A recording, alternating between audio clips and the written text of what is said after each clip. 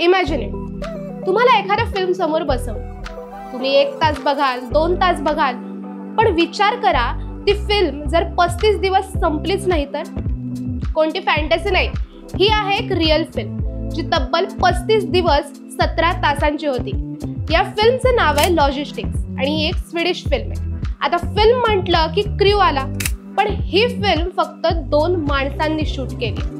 2012 मध्ये स्वीडनमधल्या एरिका मॅग्नुसन आणि Daniel Anderson या 2 कलाकारांनी एक वेगळाच एक्सपेरिमेंट केला. एक अशी फिल्म बनवली ज्यात ना हिरो होता ना विलन. आता मुळात ही फिल्म बेस्ड होती पेडोमीटरवर.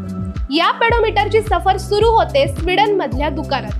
मग ट्रक, बोट, ट्रेन पासून चीन मधल्या एका फॅक्टरी पर्यंतचा प्रवास, तोही रिव्हर्स आणि रिअल टाइम मध्ये. 857 तास म्हणजेच तब्बल 35 दिवस 17 तास. कोणताही कट नाही, कोणताही एडिट नाही, फक्त न थांबणारा प्रवास.